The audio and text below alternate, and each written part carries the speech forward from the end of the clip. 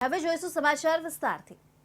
ભગવાન શ્રી રામની જન્મભૂમિ અયોધ્યા ખાતે નવનિર્મિત મંદિરની ભવ્યાતિ ભવ્ય પ્રાણ પ્રતિષ્ઠાની તૈયારીઓ વચ્ચે દંડકારણ્ય એવા ડાંગ જિલ્લામાં પ્રભુ શ્રી રામ ભ્રાતા લક્ષ્મણના શબરી સાથેના મિલનની ઐતિહાસિક ઘડીને યાદ કરતા શબરીના વંશજો બોર અને ધનુષ બાણ લઈને અયોધ્યા જનાર છે અને 9 દિવસ ચાલનાર 1008 કુંડીય યજ્ઞમાં સામેલ થનાર છે। અયોધ્યા ખાતે ભગવાન શ્રી રામનું મંદિર ખાતે ભવ્ય પ્રાણ પ્રતિષ્ઠા મહોત્સવ યોજાનાર છે ત્યારે સૌ કોઈ તેના સાક્ષી બનવા જઈ રહ્યા છે। ત્યારે દંડકારણ્ય તરીકે જાણીતો અને રામાયણ કાળ સાથે સંકળાયેલો ડાંગ જિલ્લો પણ સાક્ષી બનશે। જેની વાત કરીએ, રામાયણ કાળમાં સીતાજીની શોધમાં વન પરિભ્રમણ કરતા પ્રભુ શ્રી રામ અને ભ્રાતા શ્રી લક્ષ્મણને માતા શબરીએ સુબીર પાસેના ચમક ડુંગર નામક સ્થળે બોર ખવડાવ્યાની લોકવાયકા સાથે વર્ણવાયેલા શબરી ધામ પ્રત્યે ભાવિક ભક્તો ખૂબ શ્રદ્ધા ધરાવે છે। ત્યારે હાલે અયોધ્યા ખાતે ભગવાન શ્રી રામલલ્લાના ભવ્ય મંદિરમાં રામલલ્લા બિરાજમાન થનાર છે તેમજ પરમ પૂજ્ય શ્રી રામભદ્રાચાર્યજી મહારાજના 75મા જન્મદિવસ નિમિત્તે માતા શબરીના વંશજો પૂર્વ કેબિનેટ મંત્રી પૂર્ણેશ મોદીની આગેવાનીમાં અયોધ્યા પહોંચશે અને ત્યાં બોર અને ધનુષ બાણ અર્પણ કરશે। સાથે જ પ્રાણ પ્રતિષ્ઠા મહોત્સવ પહેલા 9 દિવસ યોજાનાર 1008 કુંડીય યજ્ઞમાં સામેલ થશે। ત્યારે આ ઐતિહાસિક ક્ષણના સાક્ષી બનતા શબરીના વંશજોની પણ ખુશીનો પાર રહ્યો નથી। આ શબરીધામના અમે વંશ છે। ઘણા વર્ષથી અમે આ શબરીધામને મંદિર માટે યોગદાન અને શારીરિક સેવા આપી અને અમે શબરીધામના મંદિર ઘણા સમયથી કાર્યક્રમમાં જોડાયેલા છે અને અમે વંશ છે, પણ અમને આ અવસર અહીંથી અમે છેલ્લે અયોધ્યા સુધી શબરીધામના એઠા બોર જઈ રહ્યા છે અને ત્યાં અમે રામ પ્રભુ ભગવાનને મંદિરમાં ચરણ ધરીશું। અસ્તુ રામ રામ। પરમ આદરણીય રામભદ્રાચાર્ય મહારાજનો જે જન્મ પણ ઉત્તરાયણના દિવસે થયો છે, મકર સંક્રાંતિના દિવસે થયો છે। એમનો 75મું જન્મ વર્ષ એ અયોધ્યામાં એમની પણ પ્રતિજ્ઞા હતી કે જ્યાં સુધી અયોધ્યામાં શ્રી રામ જન્મભૂમિ સ્થળ ઉપર શ્રી રામ મંદિર ન બને ત્યાં સુધી હું અયોધ્યામાં કથા નહીં કરું। આજે એમનું પણ એ આખું આજે એમનો પ્રતિજ્ઞા હતી એ પણ પૂર્ણ થઈ રહી છે। તો આ તબક્કે પ્રાચીન કાળમાં શબરી માતા પાસે પ્રભુ રામચંદ્ર પધાર્યા હતા। આજે વર્તમાન સમયમાં અયોધ્યા ધામમાં પ્રભુ રામચંદ્ર પાસે શબરીના વંશજો જશે, બોર ભેટ અર્પણ કરશે, ધનુષ તીર ધનુષ અર્પણ કરીને સાંસ્કૃતિક જે પરંપરા છે એ નિભાવશે। રામાયણ કાળમાં પ્રભુ શ્રી રામ ડાંગ ખાતેના વનમાંથી પસાર થતા હતા। એ વખતે વર્ષોથી પ્રતીક્ષા કરી રહેલા માં શબરી સાથે ભગવાન શ્રી રામ અને લક્ષ્મણનું મિલન થાય છે અને એ વખતે માતા શબરી દ્વારા શ્રી રામને ચાખીને મીઠા બોર માતા શબરી દ્વારા ખવડાવવામાં આવ્યા હતા। આદિવાસી સમાજના વૃદ્ધ મહિલા દ્વારા એઠા બોર ખવડાવતા પ્રભુ શ્રી રામ દ્વારા આ બોર સપ્રેમ સ્વીકારી ખાધા હોવાની વાતનો ઉલ્લેખ રામાયણમાં પણ અંકિત છે। સુરતીઓ દર વર્ષે મકર સંક્રાંતિનો તહેવાર ખૂબ જ આનંદ અને ઉત્સાહ સાથે ઉજવતા હોય છે। પતંગ રસિયાઓ દર વખતે પોતાના મનગમતા વિષયને અને સેલિબ્રિટીના ફોટાવાળા પતંગો ખરીદવાનું પસંદ કરતા હોય છે। છેલ્લા થોડા સમયથી વડાપ્રધાન નરેન્દ્ર મોદી, યોગી આદિત્યનાથ સહિતના વ્યક્તિઓ પતંગ ઉપર છવાયેલા રહેતા હતા, પરંતુ આ વખતે અયોધ્યા રામ જન્મભૂમિ ખાતે પ્રાણ પ્રતિષ્ઠા મહોત્સવનો આનંદ પતંગ ઉપર પણ દેખાઈ રહ્યો છે। સુરતમાં જરી વર્તી તૈયાર થયેલ રામલલ્લા અને અયોધ્યા મંદિરના ફોટાવાળો 7 ફૂટ વિશાળ પતંગ લોકોમાં આકર્ષણનું કેન્દ્ર બન્યો છે। લોકો તેને ખરીદવા માટે એડવાન્સમાં બુકિંગ કરી રહ્યા છે। ચારે તરફ અયોધ્યા ખાતે ભગવાન શ્રી રામની પ્રાણ પ્રતિષ્ઠા મહોત્સવની ચર્ચા ચાલી રહી છે। નાના મોટા સૌ કોઈ 22 જાન્યુઆરીની રાહ જોઈ રહ્યા છે। ત્યારે મકર સંક્રાંતિ દરમિયાન પણ પતંગ રસિયાઓનો પ્રેમ આ વખતે ભગવાન શ્રી રામ તરફ વધુ જોવા મળી રહ્યો છે। આ વખતે પતંગ પર રાજકીય નેતાઓ કે ફિલ્મ જગતના અભિનેતાઓને બદલે ભગવાન શ્રી રામ છવાયા છે। પતંગ બજારમાં આ વખતના દ્રશ્યો કંઈક અલગ જોવા મળી રહ્યા છે। ભગવાન શ્રી રામના ફોટાવાળા પતંગ અને અયોધ્યા મંદિરની છબીવાળા પતંગોનું વેચાણ વધ્યું છે. સુરતના ડબગરવાડ વિસ્તારમાં પતંગ બનાવનાર મુકેશ પતંગવાલાએ જણાવ્યું હતું કે અમે તો માત્ર એક જ પતંગ બનાવ્યો હતો, જે 7 ફૂટ મોટો હતો. ભગવાન શ્રી રામનો ફોટો તેના ઉપર તૈયાર કર્યો હતો. આ પતંગની ડિમાન્ડ એટલી વધવા લાગી છે કે માત્ર 3-4 દિવસમાં જ 50 કરતાં વધારે પતંગ બનાવવાનો ઓર્ડર આવી ગયો છે. અમને આશ્ચર્ય થાય છે કે આ પ્રકારની ડિમાન્ડ શરૂ થઈ ગઈ છે. અમારી એવી કોઈ વધુ પતંગ બનાવવાની તૈયારી ન હતી. અત્યારે પણ ઘણા લોકો ફોન કરીને આ પતંગ માટે ઓર્ડર આપે છે, પરંતુ અમે તેમને સ્પષ્ટ ના પાડી દઈએ છીએ, કારણ કે અમારાથી આટલો વિશાળ પતંગ બનાવવો અત્યારે મુશ્કેલ છે. વધુમાં જણાવ્યું હતું કે અત્યાર સુધીમાં 3 ફૂટથી લઈને 7 ફૂટ અને 10 ફૂટ સુધીનો પતંગો તૈયાર કરવામાં આવ્યા છે. આ પતંગની વિશેષતા એ છે કે પતંગ ઉપર જરી વર્ક કરવામાં આવ્યું છે, જેના કારણે પતંગની શાઇનિંગ વધી ગઈ છે. જરી વર્કને કારણે પતંગ વધારે આકર્ષક લાગી રહ્યો છે. અમને પણ ભગવાન શ્રી રામના છબીવાળા ફોટા બનાવવાનો આનંદ આવે છે. સાથે જ અયોધ્યા ખાતે ભગવાન રામલલ્લાની પ્રાણ પ્રતિષ્ઠા થવા જઈ રહી છે, તેનો અમને ખૂબ આનંદ છે. સુરતમાં ઝીરો રૂટ દબાણ અંતર્ગત જાહેર રસ્તા પરથી લારી પાથરણા વાળાને હટાવવામાં આવ્યા છે. ત્યારે ધંધા રોજગાર છીનવાતા સ્ટ્રીટ વેન્ડરો દ્વારા વિરોધ પ્રદર્શન કરવામાં આવી રહ્યું છે. જાહેર રસ્તા પર સ્ટ્રીટ વેન્ડરોએ મહારેલી યોજી વિરોધ પ્રદર્શન કર્યું હતું. શહેરમાં ઝીરો દબાણ રૂટો પર વર્ષો બાદ અસરકારક દબાણ હટાવ ઝુંબેશની સરાહના પાલિકા મેળવી રહી છે, પરંતુ વેન્ડર્સોનો પ્રશ્ન ઊભો જ છે.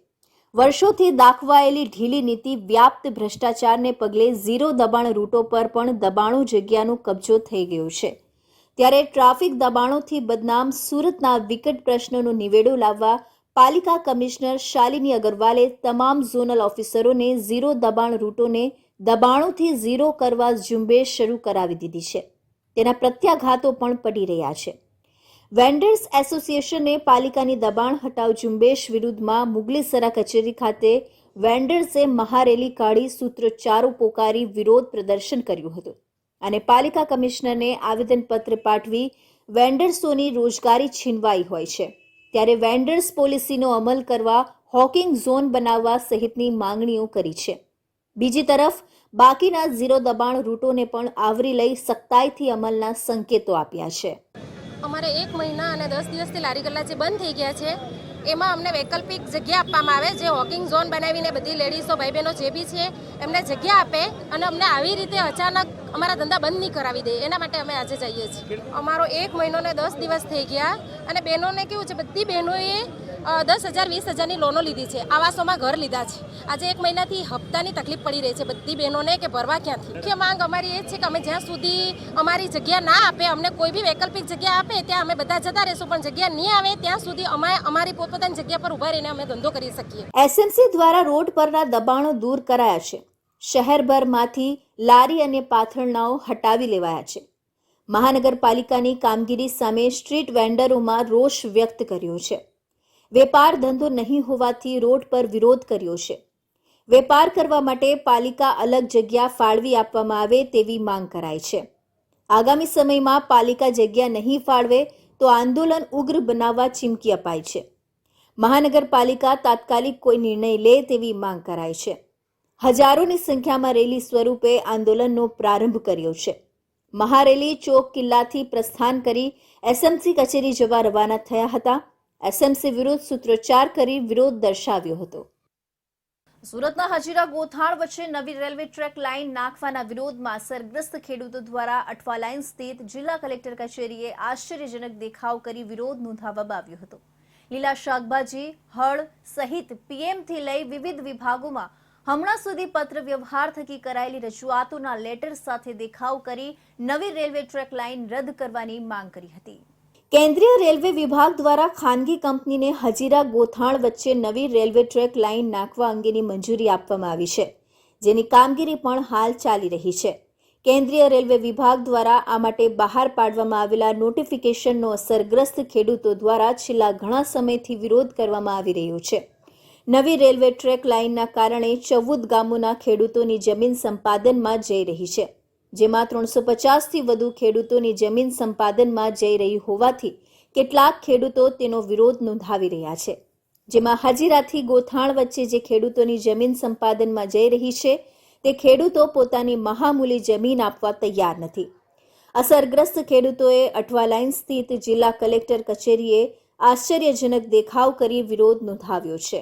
અમે ડામકાથી આવ્યા, અમે જમીન આપવાના નથી, અમારી મામૂલી જમીન છે, અમારા 1 થી 25 ઘર તૂટવાની વાત કરે છે. તમે જમીન લઈ લેશો તો અમે રસ્તા પર આવી જશું. અમે બી આટલું થોડું ઘણું શાકભાજી પાકે છે, અમારા ઘર બનાવતા થોડીક જમીન બચે છે અમારી પાસે, તો અમે આટલું શાકભાજી બનાવતા છે. રેલવેમાં જાય છે, રેલવે અમે જમીન આપવાના નથી. અમે તો 100 ખેડૂતો છે. જી હજીરાથી ગોઠાણની જે રેલવે લાઇન દ્વારા જે નોટિફિકેશન બહાર પાડવામાં આવ્યું છે, ઉદ્યોગોને જલસા અને ખેડૂતોને વલખા, અમારી એક જ માંગ છે કે જૂની લાઇન જે છે હજીરાથી ગોઠાણ સુધીનો એનો ઉપયોગ કરી અને એની ઉપર લઈ જાય રેલવેનું પરિવહન કરે તો અમને કંઈ વાંધો નથી. બાકી ખેડૂતોની જે મહામૂલી જમીન ઉપયોગ કરીને ખેડૂતોને બરબાદ કરવાની જે સરકાર વાત કરી રહી છે તદ્દન ખોટી છે. જાન દેંગે જમીન નહીં. માંગણી સ્વીકારવામાં નહીં આવે તો દરેક ખેડૂતોનું એવું કહેવું છે કે આપણે અંતિમ ક્ષણ સુધી, એટલે જીવ જ્યાં સુધી છે ત્યાં સુધી અમે લડી લઈશું. 14 ગામના 350+ ખેડૂતો છે અને એનો પરિવાર સંપૂર્ણ આ વિરોધ પ્રદર્શનમાં આજરોજ અહીંયા ઉપસ્થિત છે. અસરગ્રસ્ત ખેડૂતો જિલ્લા કલેક્ટર કચેરીએ લીલા શાકભાજી, હળ, વિવિધ વિભાગોમાં કરાયેલા પત્ર વ્યવહાર થકીની રજૂઆત સાથેના પત્રો લઈ આવી પહોંચ્યા હતા, જે ખેડૂતોએ સરકાર સામે ભારે સૂત્રોચ્ચાર સાથે નારેબાજી કરી પોતાનો રોષ વ્યક્ત કર્યો હતો. એટલું જ નહીં પરંતુ જાન દેંગે પર જમીન નહીં દેંગે સાથે નારેબાજી કરી ગાંધી ચિંધિયા માર્ગે આંદોલનની ચીમકી ઉચ્ચારી હતી. ખેડૂતોએ સ્પષ્ટ માંગ કરી છે કે જે હયાત રેલવે ટ્રેક છે તેનો જ ઉપયોગ કરવામાં આવે. નવી રેલવે ટ્રેક લાઇનની કોઈ જરૂર રહેતી નથી. તો હવે વિરોધના વંટોળ સામે ક્યાંથી શ્રીફળ વધેરી વલસાડના સરીગામ, નારગોલ રોડ ઉપરના પાથણના લારી ગલ્લાવાળાઓના દબાણો દૂર કરવાની શરૂઆત કરાઈ છે. સમગ્ર વિસ્તારમાં સમસ્યા બનેલા દબાણ કરતા સ્ટ્રીટ વેન્ડરો કોઈ પણ સત્તાધીશને ગાંઠતા ન હતા અને કોઈની હિંમત ન હતી આ તમામને હટાવવાની. તે કામગીરી આખરે શરૂ થતા નગરજનોએ રાહતનો શ્વાસ લીધો છે. ઉમરગામ તાલુકાના સરીગામ કેડીબી હાઈસ્કૂલની સામેના માર્ગ તેમજ નારગોલ રોડ ઉપરના પાથણના અને લારી ગલ્લાવાળાઓએ કરેલા દબાણના કારણે સાંજના સમયે ભારે ટ્રાફિકની સમસ્યા ઉદ્ભવતી હતી. જે સમસ્યાના નિવારણ અર્થે પંચાયતના સરપંચ સહદેવભાઈ વઘાત અને એમની ટીમે અગાઉ પીડબ્લ્યુડી વિભાગ તેમજ પોલીસ તંત્રનું ધ્યાન દોર્યું હતું, જેના ભાગરૂપે ગતરોજ તાલુકા વિકાસ અધિકારી અને પીડબ્લ્યુડીના અધિકારીઓ સાથે ગ્રામ પંચાયતના સરપંચ અને એમની ટીમ જોડાઈને દબાણ હટાવવાની પ્રક્રિયા હાથ ધરી હતી. સરીગામ કેડીબી હાઈસ્કૂલની સામેના માર્ગ અને નારગોલ રોડ ઉપર કબજો જમાવવા માટે પાથણના વાળાઓએ લારી ગલ્લા અને કામચલાઉ કેબિનો બનાવી દબાણો ઊભા કરી દીધા હતા, જેને જેસીબી મશીન દ્વારા હટાવી દેવામાં આવ્યા હતા. આ કામગીરી બાદ ટ્રાફિક સમસ્યા અને અકસ્માત સર્જાવાની શક્યતા દૂર થવા પામી છે. જોકે ઉપરોક્ત કાર્યવાહી અંગે ગ્રામ પંચાયત સહિત પ્રવીણ ભંડારી અનેક લોકોએ તંત્ર સમક્ષ ઉદ્ભવેલી ટ્રાફિક સમસ્યાથી છુટકારો અપાવવા લેખિત અરજી કરી માંગ કરી હતી. અત્રે તંત્રએ ઉપરોક્ત સમસ્યાની ગંભીરતા જાણી કાર્યવાહી હાથ ધરી સરીગામમાં થયેલા ગેરકાયદેસર દબાણ હટાવી કામગીરી કરતા ગ્રામજનોમાં ખુશીનો માહોલ સર્જાયો હતો. સરીગામ તાલુકો ઉમરગામ ખાતે લોક અરજી અને ઉપરની વડી કચેરીથી થયેલા આદેશ મુજબ ગ્રામ પંચાયત અને પીડબ્લ્યુડી ના સંયુક્ત વેન્ચરથી થયેલા રોડ ઉપર જે દબાણો કરેલા છે તેના માટેનું ગ્રામ પંચાયત અને પીડબ્લ્યુડી દ્વારા આયોજન કરેલું છે અને આ જે બી દબાણ થયેલું છે એ દબાણને તાત્કાલિક દૂર કરી શકાય એ પ્રમાણેની કાર્યવાહી અત્યારે ચાલુ છે, જેનાથી અહીંનો જે ટ્રાફિક છે એ નિયમિત થઈ જશે અને સ્કૂલના બાળકોને જવામાં જે પરેશાની થાય છે એનું હલ થશે. દરેક જગ્યાએ સ્ટ્રીટ વેન્ડર્સ દ્વારા દબાણો ઊભા કરવાની સમસ્યા હોય છે અને મત બેંકની રાજનીતિમાં સ્થાનિક વહીવટી તંત્ર અને સત્તાધીશો હંમેશા આંખ આડા કાન કરતા હોય છે, જેને કારણે સમસ્યા વિકરાળ સ્વરૂપ ધારણ કરી લે છે અને વેન્ડરો પણ સંગઠિત થઈ જ્યારે પણ તેઓને હટાવવાની કામગીરી કરવામાં આવે છે ત્યારે ઉગ્ર પ્રતિકાર કરતા હોય છે અને ગરીબોની રોજગારી જેવા પ્રશ્નો ઊભા કરી તંત્રનું નાક દબાવવાની કોશિશ કરાતી હોય છે. તો વાત કરીએ નવી બસોની ફાળવણીની, તો સુરત જિલ્લા માટે નવી 14 બસો અલગ અલગ બસ ડેપોને ફાળવાતા મુસાફરોમાં ખુશી જોવા મળી હતી. નવી 5 બસોને વન પર્યાવરણ મંત્રી મુકેશ પટેલે લીલી ઝંડી આપી પ્રસ્થાન કરાવ્યું હતું. ત્યારે ઓલપાડ ડેપો ખાતેથી મુસાફરો માટે વધુ એકવાર સુવિધાનો ઉમેરો થશે. ઓલપાડ ડેપોને નવી 5 સુપર ડિલક્સ બસો મળતા લાંબા રૂટના મુસાફરો માટે ખુશી જોવા મળી રહી છે. ખાસ કરીને અગાઉ જ્યારે 6 મિની બસ ઓલપાડ ડેપોને ફાળવવામાં આવી હતી ત્યારે આ વિસ્તારના ધારાસભ્ય અને વન પર્યાવરણ મંત્રીને મુસાફરો દ્વારા અંબાજી રૂટની બસ માટે રજૂઆત કરી હતી, જે માંગ પૂર્ણ થઈ હતી. વન પર્યાવરણ મંત્રી મુકેશ પટેલે નવી 5 સુપર ડિલક્સ બસને લીલી ઝંડી બતાવી બસોને રવાના કરી હતી. ઓલપાડ ડેપોમાં અત્યાર સુધી 11 બસો ફાળવાઈ ચૂકી છે. દિવાળી ટાણે ઓલપાડ ડેપો દ્વારા 13 લાખ જેવી રકમની આવક ઊભી કરી હતી. ડેપો મેનેજર વિનય ગામિત દ્વારા સુચારુ આયોજનના કારણે ઓલપાડ ડેપોમાં સ્વચ્છતા અને સ્વચ્છ યાત્રાનો અનુભવ મુસાફરોને થઈ રહ્યો છે. સમગ્ર ગુજરાતની અંદર લગભગ 2500થી વધારે બસો સમગ્ર જિલ્લાની અંદર ફરવાય છે. ત્યારે ઓલપાડની અગાઉ લગભગ 6 જેટલી બસો આપણે નવી આપી હતી. આજે સમગ્ર જિલ્લાની અંદર 14 જેટલી બસો નવી આપણે અર્પણ થઈ છે. ત્યારે ઓલપાડ એસટી ડેપોને આજે 5 બસો આપી છે. ત્યારે હું ખૂબ ખૂબ અભિનંદન અમારા મુખ્યમંત્રી શ્રી ભૂપેન્દ્રભાઈ પટેલ સાહેબ અને અમારા વાહન વ્યવહાર મંત્રી શ્રી હર્ષભાઈ સંઘવીજીને આપું છું, કેમ કે ઓલપાડની અંદર ટોટલ અમને 11 બસો એમણે આપી છે. આજરોજ સુરત વિભાગને મળેલ 14 બસો પૈકી ઓલપાડ ડેપોને 5 નવીન સુપર ડિલક્સ વાહનો મળેલ છે, જેનું લોકાર્પણ માનનીય વન અને પર્યાવરણ મંત્રી શ્રી મુકેશભાઈ પટેલ સાહેબના હસ્તક આજ લીલી ઝંડી આપીને કરાવેલ છે. આ નવી બસો અનુક્રમે વાપી, દાહોદ, ઝાલોદ, મહેસાણા તરફના મુસાફરોની જનતા માટે નવા વાહનો જે BS6 OBD2 ટાઈપના વાહનો મળેલ છે, જેથી મુસાફરોને સલામત અને સુરક્ષિત અને આરામદાયક સવારી મળે એ રીતના સરકારના પ્રયત્નો છે. આ પ્રસંગે વન પર્યાવરણ મંત્રીએ ખુદ બસની મુસાફરી કરીને સલામત સવારીનો સંદેશ આપીને મુસાફરોને મહત્તમ લાભ લઈને બસ સુવિધાનો ઉપયોગ કરવા અનુરોધ કર્યો હતો. ત્યારે ઓલપાડ ડેપો ખાતે લાંબા અંતરની ઓલપાડથી વાપી, ઓલપાડથી મહેસાણા, ઓલપાડથી ઝાલોદ, ઓલપાડથી દાહોદ એમ 5 બસોના લાંબા રૂટના મુસાફરો માટે ખુશી જોવા મળી રહી છે. વિદ્યાર્થીઓને શારીરિક શિક્ષા કે માનસિક ત્રાસ આપશે તો જિલ્લા શિક્ષણ અધિકારીની ભલામણથી ગુજરાત માધ્યમિક અને ઉચ્ચતર માધ્યમિક શિક્ષણ બોર્ડ નિયમોને ધ્યાને રાખીને સ્કૂલની માન્યતા રદ કરી શકે છે. સુરત જિલ્લા શિક્ષણ અધિકારી ભગીરથસિંહ પરમારે પરિપત્ર બહાર પાડવા સાથે જણાવ્યું હતું કે the right of children to free and compulsory education act 2009 pass કરીને તમામ બાળકોને મૂળભૂત બંધારણીય અધિકાર અપાયા છે તથા આર્ટિસ્ટ એક્ટ 2009 અંતર્ગત ગુજરાત RTE રૂલ્સ 2012 સમગ્ર રાજ્યમાં અમલમાં છે.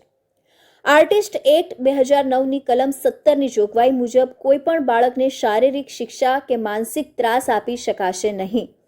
છતાં જિલ્લાની સ્કૂલોમાં વિદ્યાર્થીઓને શારીરિક શિક્ષા તથા માનસિક ત્રાસ આપવાની ઘટનાઓ કચેરીના ધ્યાને આવી હતી, જેનાથી બાળકોમાં ભયની માનસિકતા વિકાસ પામે છે અને છેવટે સ્કૂલમાં આવવાનો ઉત્સાહ અને આત્મવિશ્વાસ ગુમાવી બેસે છે.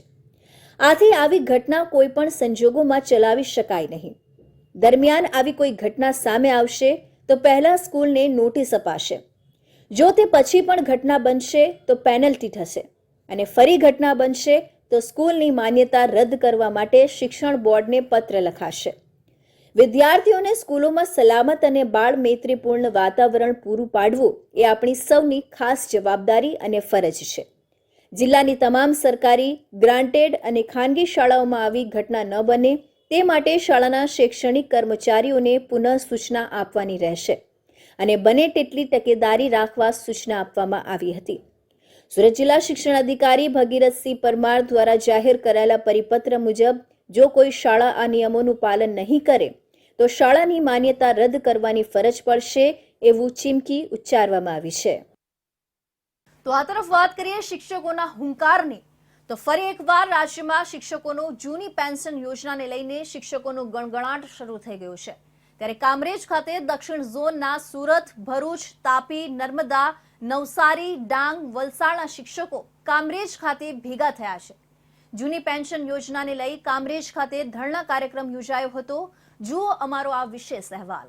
કામરેજ ખાતે દક્ષિણ ઝોનના 7 જિલ્લાના શિક્ષકો જૂની પેન્શન યોજના શરૂ કરવાની માંગ સાથે ગુજરાત રાજ્ય પ્રાથમિક શિક્ષક સંઘના મહામંત્રી સતીશ પટેલ અને સુરત જિલ્લા પ્રાથમિક શિક્ષણ સંઘના પ્રમુખ કિરીટ પટેલનો કામરેજમાં હુંકાર કર્યો હતો. ખાલી દક્ષિણ ઝોનના શિક્ષકો ભેગા થયા છે અને હજી 3 ઝોનના શિક્ષકોની મીટિંગ બાકી છે. સરકાર શાનમાં સમજી જાય અને શિક્ષકોની જૂની પેન્શનની માંગ સ્વીકારે, નહીં તો આખા ગુજરાતમાં શિક્ષકોનો અવાજ બુલંદ બનશે. કામરેજ ખાતે દક્ષિણ ઝોનની શિક્ષકોની મીટિંગ મળી, જેમાં ગુજરાત રાજ્ય કર્મચારી સંયુક્ત મોરચાનો ટેકો પણ છે, જેમાં તલાટી, આરોગ્ય કર્મચારી સહિતના કર્મચારીઓ પણ મોટી સંખ્યામાં જોડાયા હતા.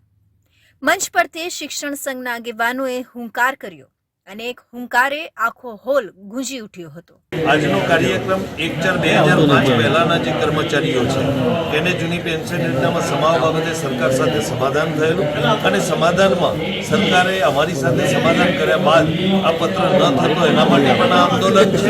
અને 1/4/2005 પછીના જે લોકો છે એના જૂની પેન્શન યોજના સમાવવા માટે સમગ્ર રાજ્ય અને સમગ્ર દેશ લેવલે આ આંદોલનની શરૂઆત કરવામાં આવી છે. કર્મચારી મહામંડળ નેતા દક્ષિણ ઝોનના 7 જિલ્લાઓ નર્મદા, તાપી, ભરૂચ, સુરત, ડાંગ, નવસારી, વલસાડ આ 7 જિલ્લાના કર્મચારીઓ ધરણાનો કાર્યક્રમ દાદા ભગવાન મંદિર ખાતે યોજવામાં આવ્યો છે.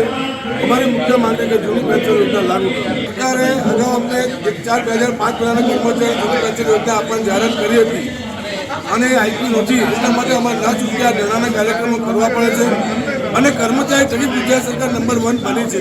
કર્મચારીના પરિશ્રમથી આ સંવેદનશીલ સરકાર જાગશે એવો અમને ભરોસો છે અને આવનારા દિવસોમાં જૂની પેન્શન યોજના 1/4/5 પહેલાના કર્મચારીઓ અને 1/4/5 પછીના કર્મચારીઓને પણ મળશે.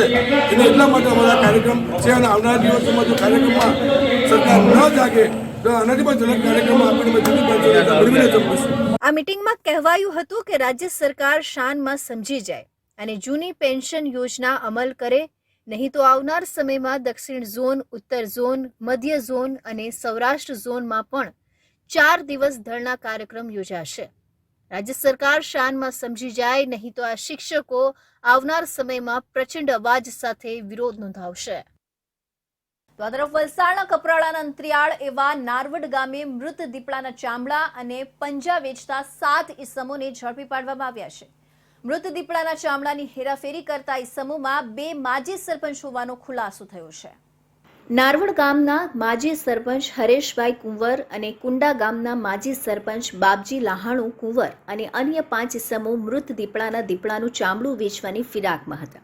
ત્યારે કપરાડા વન વિભાગની ટીમ દ્વારા એક છટકું ગોઠવી આ તમામ 7 ઈસમોની ધરપકડ કરી લેવામાં આવી છે.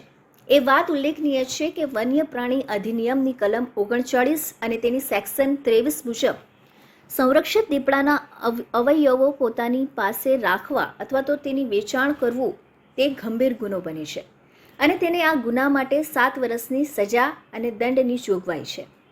કપરાડાના અંતરિયાળ વિસ્તારોમાં ભગત ભુવા મેલી વિદ્યામાં દીપડા જેવા હિંસક પશુના નખનો ઉપયોગ થતો હોય છે, તેમજ તેનું ચામડુંનો ઉપયોગ રૂપિયાનો વરસાદ કરવામાં થતો હોય તેવી એક માન્યતા સેવાઈ રહી છે, જેના કારણે મૃત દીપડાના ચામડું અને નખનો બજારમાં ભારે માંગ હોય છે. તેને જ લઈને આ તમામ ઇસમો મોટી રકમ કમાવાની લાલચમાં હાલ જેલની હવા ખાઈ રહ્યા છે. વન્ય પ્રાણીની સુરક્ષા અને જંગલની સંપત્તિની સુરક્ષાને ધ્યાનમાં રાખી સરકાર દ્વારા આવા ગુના કરનાર અને વન્ય પ્રાણીના શિકારને રોકવા માટે સખ્ત કાનૂન બનાવીને અંધશ્રદ્ધાને કારણે કોઈપણ વ્યક્તિ વન્ય પશુનો શિકાર ન કરે એવા પ્રયત્નો કરવામાં આવે છે. વલસાડની એક શાળામાં મસ્તી કરતા વિદ્યાર્થીઓની શાળાના વાઇસ પ્રિન્સિપાલે તાલિબાની સજા ફટકારી છે.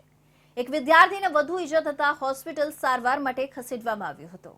વલસાડ જિલ્લામાં બનેલા બનાવ ચર્ચાનું કેન્દ્ર બનતા વાલીઓમાં શાળા સંચાલકો પર રોષ વ્યાપ્યો છે. બનાવની વિગત મુજબ વલસાડના નેશનલ ઇંગ્લિશ સ્કૂલમાં ધોરણ 10ના વિદ્યાર્થીઓને શાળાના જ વાઇસ પ્રિન્સિપાલે ઢોર માર માર્યો હતો. એક વિદ્યાર્થીની તબિયત ઠીક ન હોવાથી તે ક્લાસરૂમમાં સૂઈ રહ્યો હતો. બાકીના કેટલાક વિદ્યાર્થીઓ મસ્તી કરી રહ્યા હતા. આથી શાળાના શિક્ષકે વિદ્યાર્થીઓની ફરિયાદ કરતા શાળાના વાઇસ પ્રિન્સિપાલે ધોરણ 10ના 7 જેટલા વિદ્યાર્થીઓને ઢોર માર માર્યો હતો. વાંસની લાકડીથી વિદ્યાર્થીઓને બેફામ રીતે માર મારવામાં આવતા વિદ્યાર્થીઓના શરીર પર ઈજાના સોળ પડી ગયા હતા. બનાવ બાદ એક વિદ્યાર્થીને વધુ ઈજા થઈ હોવાથી સારવાર માટે હોસ્પિટલ ખસેડવામાં આવ્યો હતો. ઘટનાની જાણ થતાં જ વાલીઓ પણ શાળામાં પહોંચ્યા હતા અને શાળા સંચાલકો પર રોષ વ્યક્ત કર્યો હતો. આમ શાળામાં મસ્તી કરતા વિદ્યાર્થીઓને શાળાના વાઇસ પ્રિન્સિપાલે તાલિબાની સજા કરવાનો બનાવ ચર્ચાનું કેન્દ્ર બન્યો છે. તો આ હતા સુરત બુલેટિનના મહત્વના સમાચાર. ફરી મળીશું અન્ય નવા સમાચારો સાથે. ત્યાં સુધી જોતા રહેજો ઇન્ડિયા ન્યૂઝ ગુજરાત.